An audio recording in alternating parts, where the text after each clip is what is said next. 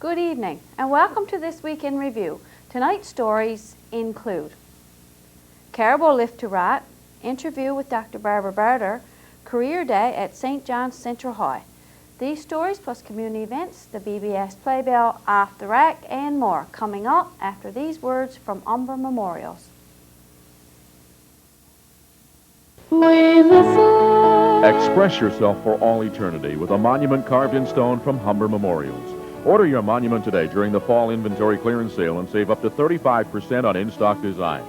Plus, if you book your monument during the month of November, you'll save an extra 5%. Monuments can be installed this fall or take advantage of the winter payment plan with a spring 2001 delivery. Call Gord Ingram at 886-2225 or visit Humber Memorials, 310 O'Connell Drive in Corner Brook. On Friday of last week, a concerned resident called us about 2 caribou that had been shot near the road and left to rot. In the area just down from Courtney's sawmill on the left-hand side of the road, it seems that hunters killed 2 caribou, took their heads, and left the rest of the animal to rot.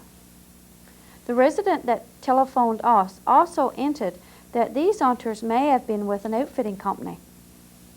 When we got to the area, it was no trouble to see the animal from the road. We found out that indeed hunters did leave the animal just as it was, taking just the head. This animal was apparently killed on Monday, October the 30th. Wildlife officials were not notified until Wednesday, November the 1st, and we were informed on Friday, November the 3rd. As for the second animal, we couldn't seem to find it. We contacted the wildlife and they informed us that the matter was under investigation.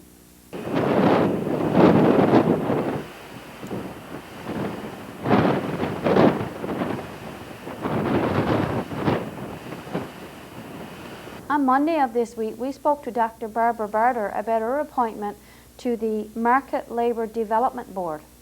Today in our studio we have with us Deputy Mayor Barbara Barter. Welcome, Deputy Mayor. Thank you, Marie. We understand that you were just received a new appointment, Chairperson of the Market Labour Development Council. Tell us a little bit? Yes, that became effective in October. We had our first meeting actually on the 27th of October. And basically the council was something that was part of the social strategic plan, and it was also a recommendation in the jobs and growth strategy that came out last year in government. And what they're looking at doing is bringing the private labor and not-for-profit sectors together to look at labor market issues. And there's a diversified group of people on the council. We have, for example, Dr. Phil Warren, who used to be the Minister of Education. He's now retired, but he chairs the Premier's Council. And we have Elaine Price, who's president of the labor sector. We have 3 deputy ministers, one from each of the 3 principal departments, DDRR, the Department of Education, and the Department of Human Resources and Employment. The lead minister is from HRE, Minister Julie Bettany. And so basically they devised this council comprising of about 12 or 13 of us from the private, public, and the volunteer sector to look at the different issues that we're now being faced with regards to economic development. I guess our job is to brainstorm and come up with strategies and that we can present back to government. So basically we're not a mandated council. We're not a council that says to government we are doing this and then we take responsibility for the implementation. We act as an advisory council. So we look at the issues, brainstorm solutions, and then present it back to government. And then government decides what it is that they're going to use and how they're going to use the advice that's given to them. Okay, so how did your name come to be about? Is it because of your connections with the town? Well, my recollection of the selection actually stems from the the presentation that I did on behalf of the Berger Broadcasting System. If you remember, in April, myself and Claude Strickland and Greg Hilliard and George Reed traveled to St. John's to do a presentation to the 6 ministers, the main 6 ministers that we were hoping would be departments that would partner with us in the ICT project. And immediately after that meeting, Minister Judy Foote actually asked for my resume, and I had no idea at the time what it was for. And then the next morning, when we were waiting to go into another meeting, she came along and spoke to me and told me that she had asked for my resume and was interested in maybe doing some work with me or having me work for them. So it stemmed from that, I think, because at the next meeting, when I was called in to meet with Minister Bettany and the then Minister of Development and Rural Renewal, Minister Beaton Talk, of course, who is now Premier, were there at the meeting. They had the CV, so I assume that that's where it started from. Okay, so now is this a volunteer basis? It's purely volunteer. It's not a salary position. It's a position of great responsibility, and I'm sure it's going to be quite a challenge. But considering the fact that I have been very keenly interested in economic development and sustainability of the communities, in particular on the Southwest Coast, it certainly gives me an opportunity to present views for our region and for other rural areas of the province that might not be brought to the table if someone from a rural area was not present. So I'm quite pleased with that, even though I realize that I'm taking on a tremendous challenge. Yeah, and chairperson at that. Yes, the chairperson means that it's my responsibility to hear the views of all of the members who are acting on the council, and then negotiate some consensus about what this province needs to enhance economic development and labor market growth. Now, the other 12 members, are they people from all over Newfoundland, or are they just in one particular area? Many of them are from St. John's, and I think that might be because of the way that the council is made up. For example, we have each of the 3 departments represented: HRE, DDRR, and education, and we also actually have a representative from HRDC. So obviously their offices are in St. John's, and therefore they would be from that area. Dr. Phil Warren, again, as chair of the Premier's Council, is from St. John's as well. But we have Pamela Walsh, for example, who is president of the College of the North Atlantic, and she's residing in Stephenville. And of course, the main college campus originates out of Stephenville and continues to do so.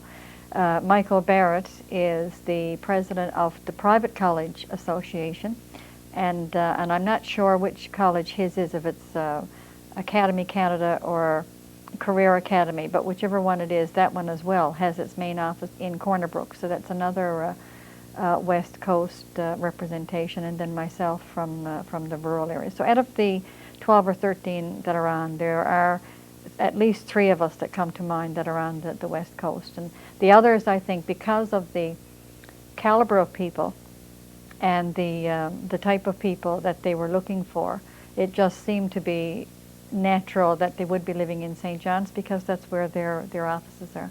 So where will you be meeting and how often? We haven't established, I guess, the number of meetings that we will do once we get into operation. Right now we're anticipating that there would be more than there would be if we were established. And right now we're not established. We had one for October, and that one went for 3.5 hours. We have another one set for November to nail down again our mission, our vision, our belief statements, and then to list some issues that we feel are a priority, and then establish some type of action plan to address those issues, so that we're not doing sporadic things, but making sure that we prioritize and then focus on the issues as they, as we go down through the priority. There's neither one for December. There will be another one for January. And then after that point, we will determine how many meetings there are. But right now, in order to kind of get into the groove, I guess, of getting the council functioning, we need, I would say, on an average, about once a month. And then after that, they will probably be fewer. In particular, if we have to do research, if we expect some of our members to go out and gather information from other sectors and that type of thing, because we will be looking at what other countries are doing. Ireland, for example, Iceland, Norway, Sweden are all countries that have been listed as places where economic growth has certainly increased in the last few years. Kentucky is one of the states that we would be looking at. British Columbia has another model, and so basically we'll be looking at, how have these countries become successful when it comes to labor market development? What is it that they're doing that we're not doing? And how can we look at our issues and readapt our province so that we're doing something that becomes more productive in the sense that we increase economic growth? Now, I mean, if you listen to the Premier speaking, basically what they're saying is there is already economic growth in Newfoundland. Newfoundland fared out better than most provinces, for example, last year.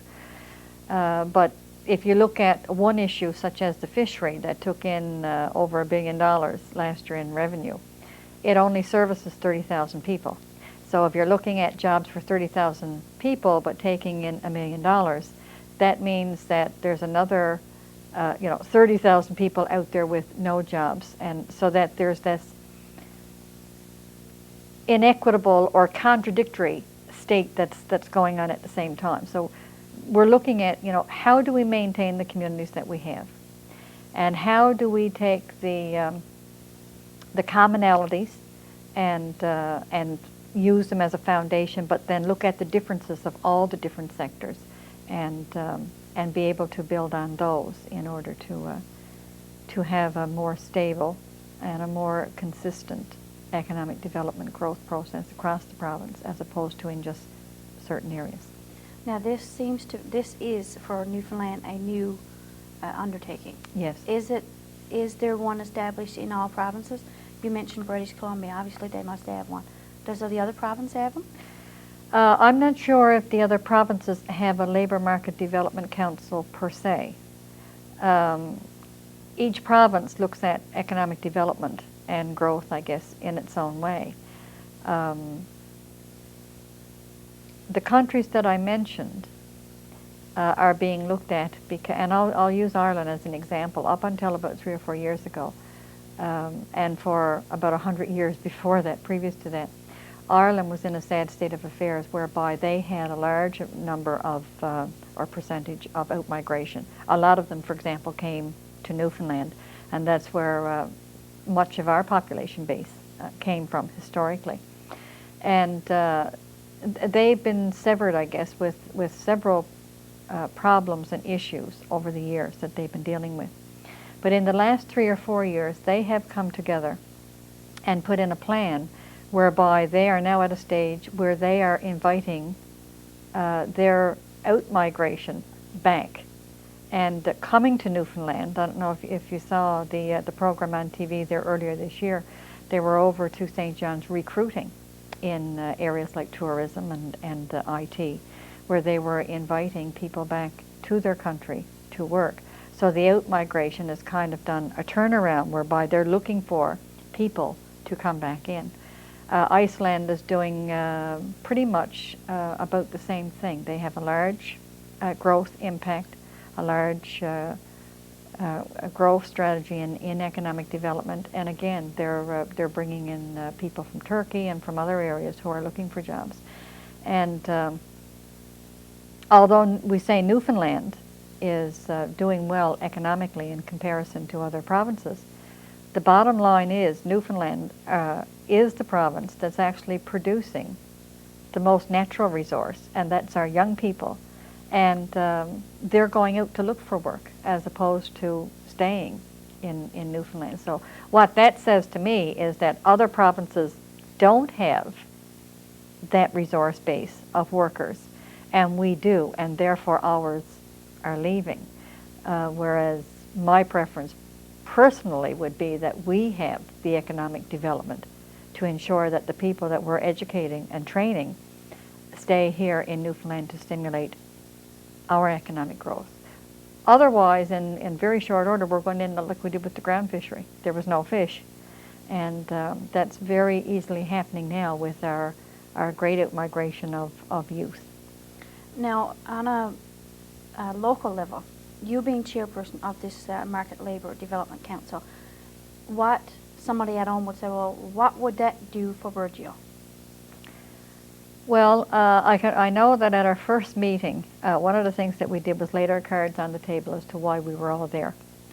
And I mean, obviously, if someone who's head of the labor movement is on that committee, then they're going to be sitting there with the focus of what does this do for labor movement. And I made it quite clear at that meeting that I was there to represent rural Newfoundland, and that if they started talking, for example, resettlement as a solution, then the hair was going to go up on the back of my neck, and because that's not what I'm there for. I'm there to maintain the communities and to enhance economic growth in rural communities. And I don't think that's happening now. So it's not as much a voice for Burgeo alone as much as it is a voice for rural communities who now don't have a voice, and many of whom find themselves in situations where they have a lot of high out-migration. We have declining enrollments in our school systems, and our communities are being threatened with, and I mean, people can call it what they like, but you know, you can go back and look at what happened in the 1960s.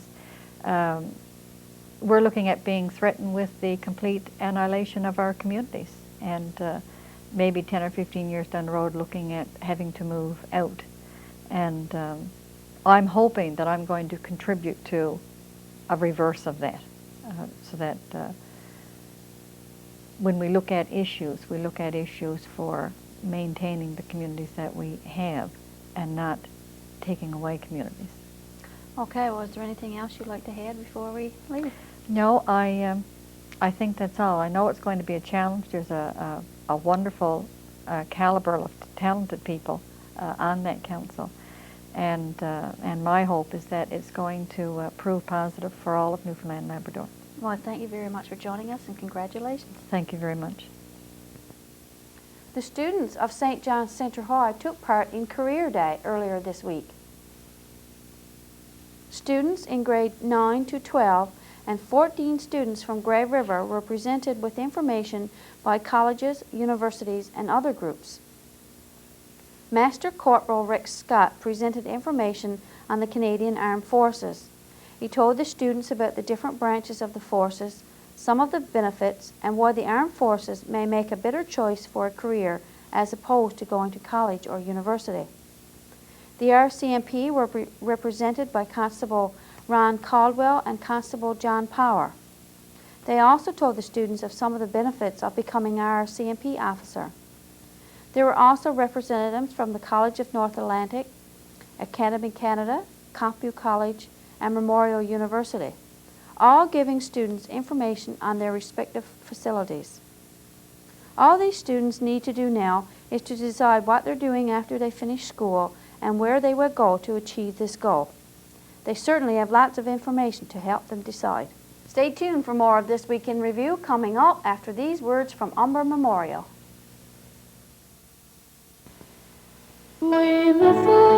Express yourself for all eternity with a monument carved in stone from Humber Memorials. Order your monument today during the fall inventory clearance sale and save up to 35% on in-stock designs.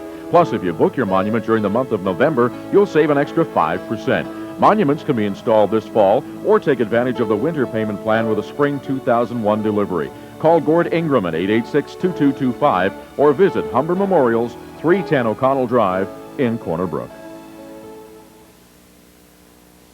While we were visiting the school for Career Day, We noticed some very interesting drawings on the wall of the main lobby at the school. These drawings were done by the Art and Design 3200 class. There are the grid sketching,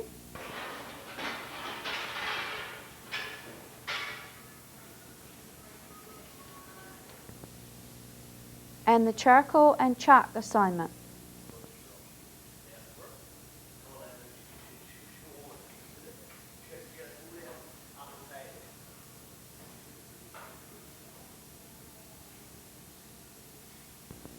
In our opinion, the most impressive drawings were the self-portraits done by the students. How many of these students do you recognize?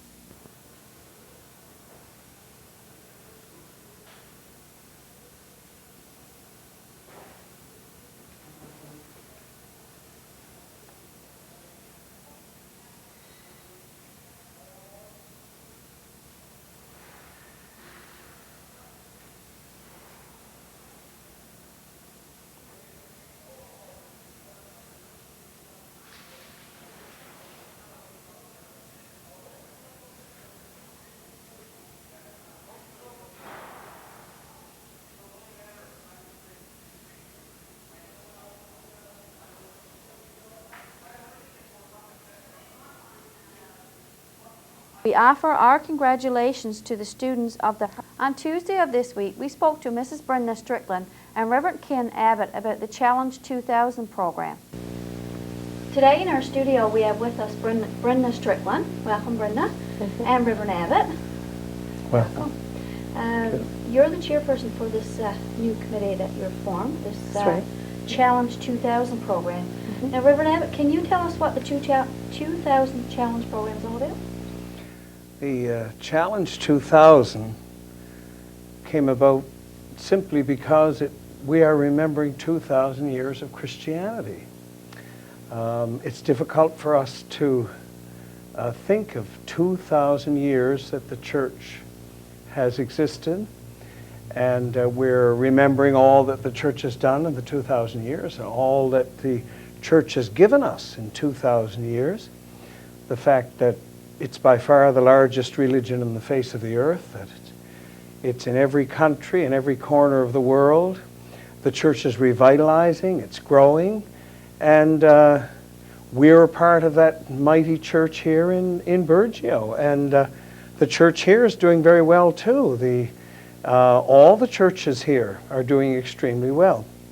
And we in the Anglican Communion here want to celebrate 2,000 years of Christianity in the world, and certainly hundreds of years of Christianity here in Burgeo, and all that it's meant for the people here for 200 years. And so every once in a while we need to look at ourselves again and reevaluate ourselves. And a lot of things have happened in Burgeo in the past few years, and there's been out-migration and changes, and we really want to look at our church again and say, look at our people and who's left, who's gone, and basically that's what Challenge 2000 is all about. It's just a reevaluation of ourselves and our goals, what we're doing, where we're going. Okay. Brenda, when will the program start? The program will start as soon as we have all the visitors put in place, and I'd say about 2 to 3 weeks' time. I'd say around there. Who will be carrying out and taking part in the Challenge 2000 program?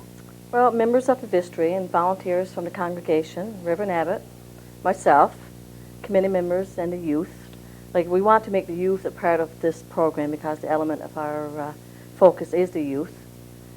So, okay. Reverend Abbott, why would the Anglican Church need a program like this? You said it was... Well, ever so often we need a program. Every so often we need to look at ourselves, reevaluate where we're going, what we're doing, who's with us, who's participating. And basically, because the parish is so large and the clergyman is only one person, it's impossible for him to get around to every home regularly because there are just so many other things. Today, for example, I haven't stopped since I got up this morning, and yet I haven't visited any home. But all the things that I've done so far today are very important. This way we can get into every home and find out what people think, what they feel, what they think they need, where they think the church should be going, where it's falling down. It basically reevaluate. I think we need that regularly anyway. We do that with everything, don't we? With all organizations, and certainly with our faith. There's a lot of new things, a lot of things happening in the church. It's exciting what's going on. And there may be people in the congregation who would like to take part and who just don't really know how to go about it. And this is our opportunity to go in the homes and find out what their needs are. If they'd like to take part in something, how can we encourage them to take part and get them involved in what the church is doing? Okay, Brenda, if someone was interested in becoming a part of your 2000 Challenge program, how could they go about that? Well, the committee is in process now of calling some people to participate in this Challenge 2000 program. But if there's anyone out there that'd like to be involved, we'd be certainly glad to have them. And they can contact me, or Reverend Abbott, or one of the committee members. And the committee members are Robert and Gloria Sims, and Bree Rose, and Anna Dix, and Elsie Rose. Now, when you have your visitors in place, what's the next step? The next step will be the visitor training, and we're having some personnel from Synod office come out and do that. Okay. So that will be soon, as soon as we get the visitors in place. So Yeah. do you know what steps will be in the training? The proper way to visit the people, like to approach people and be positive, and things like that. So if somebody, for example, who was a bit reluctant to do that, they would not be going on their own. They would have some training behind them to do and deal with different approaches and that kind Yes, of thing. there is a family kit there that is going to be viewed by all visitors and stuff, and they'll be prepared. Okay. Now, we stated earlier that you're going to be going into people's homes and talking to people about how well the church is doing and where they would want the church to go and that type of thing. Say, for example, if we go into a household where there's been no support to the church, how would you approach those people? What would you say in that case? That's interesting because we would want to know why. Is there something that we're doing wrong? If people are members of the church and are on the church list and obviously will want the care of the church, have they been offended? Is there something we've done? Is there something for which we can be forgiven? The church is a forgiving church. In the Lord's Prayer, we say, forgive us our trespasses as we forgive those who trespass against us. And if there's something we're doing wrong that's turning people off or whatever, then we want to know what that is and understand it and be forgiving. But I personally feel that most people in Burgeo support their churches in some way or other. I'm absolutely amazed since I've been here at the givings that the people in their time, how many people, every time we do something in the church, people are cooking and baking and giving, and that's very important. And we certainly would want to go into the homes and thank people that every time they're called upon to make sandwiches, to cook, to do things, they're always there, they're always ready to give. And I really believe that everything we do for Christ in His church, He knows. It's written in the book of life that God knows all we do for the church. God knows our intentions. And even though we may not be there, we may very well intend. We may be Bible reading people. We may be people of prayer. And we may give in our way. It's not for us to judge what people do for Christ and for His church. So many men in this congregation, they give so much of their time and talents, and that's what Jesus wants. He wants of ourselves.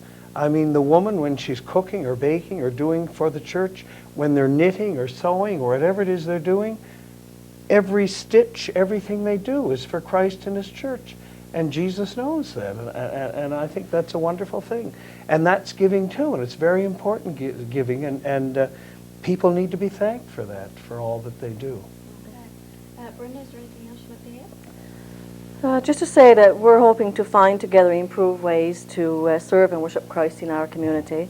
So we ask for everyone's support in this Challenge 2000 program. Okay. Is there anything else you'd like to add?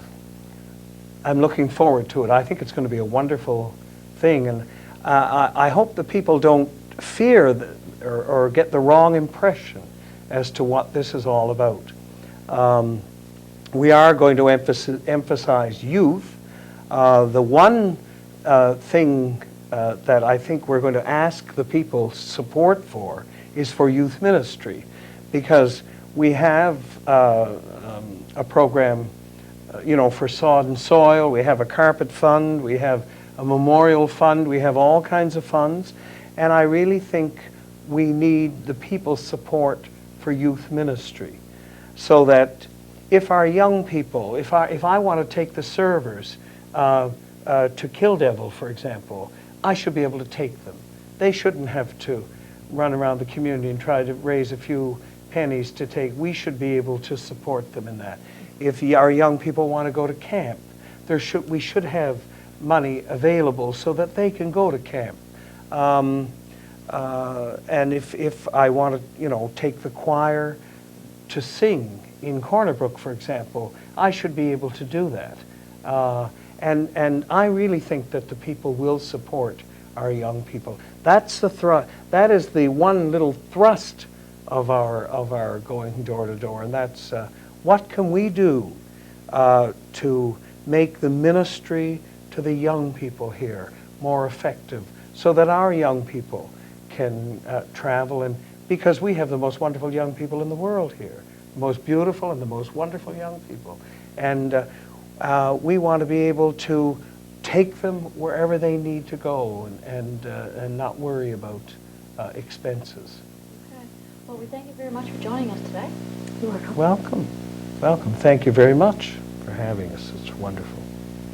On Wednesday of this week, the Volunteer Fire Department responded to a fire call at a local resident.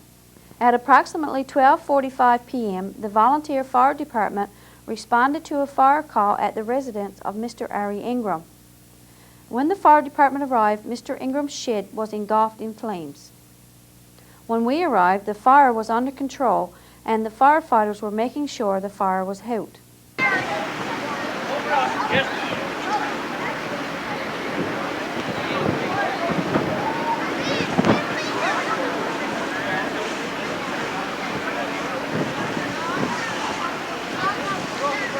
Fire Chief Glenn Ann informed us that the fire was caused by a stove overeating.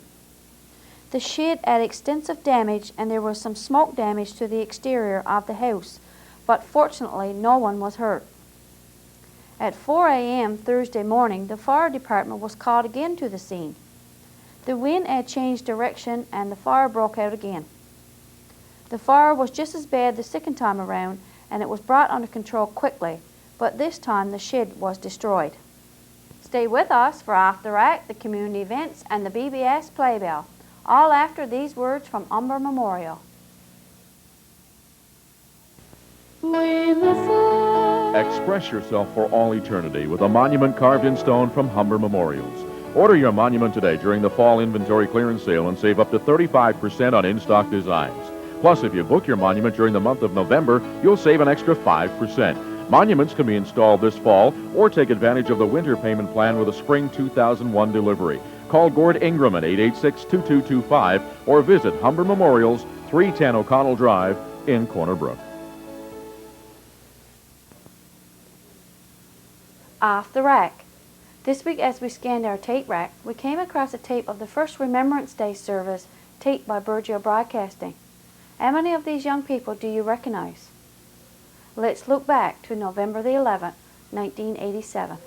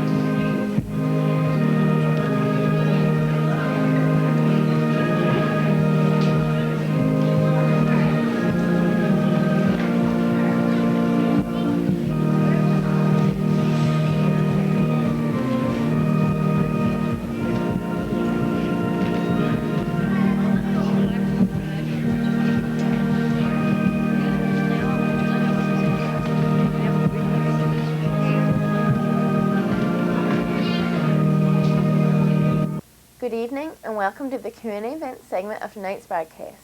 I'm Jennifer Marks.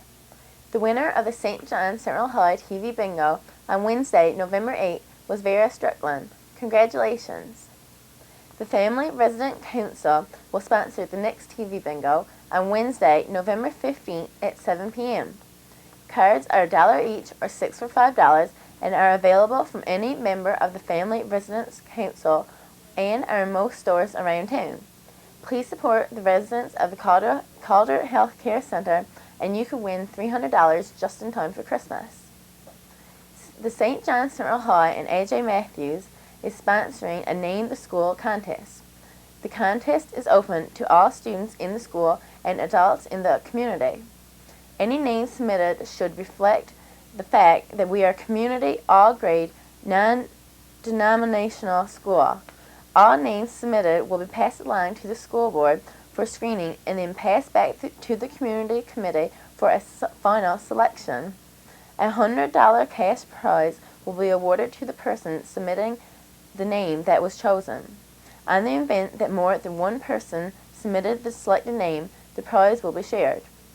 All participants should submit their school idea names to St. John Central High, A.J. Matthew, Name the School Contest, P.O. Box 310, Bridgeville, Newfoundland. You may also drop off your ideas in writing at the main office in the school.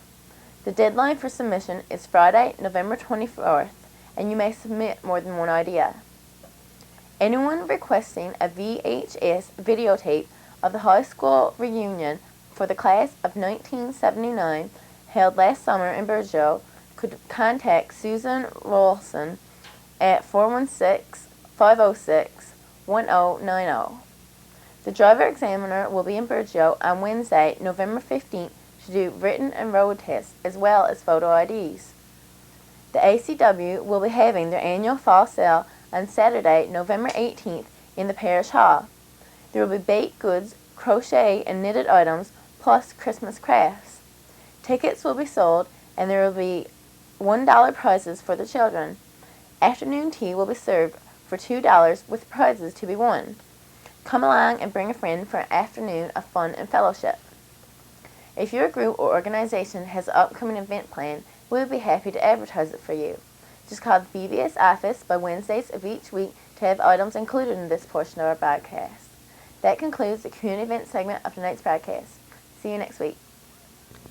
BBS Playbill. Tune in on Tuesday for a rebroadcast of Pansy's Garden. Try your luck on Wednesday by playing Family Resident Council TV Bingo. Join Pansy and the gang for 2 stories, a craft, and lots of fun on Saturday morning at 11 a.m. on Pansy's Garden. Next Sunday at 6:30 p.m. we will have religious revelations from the United Church. And I'll be here again next week with This Week in Review. For This Week in Review, I'm Marie Rose. Good night and God bless.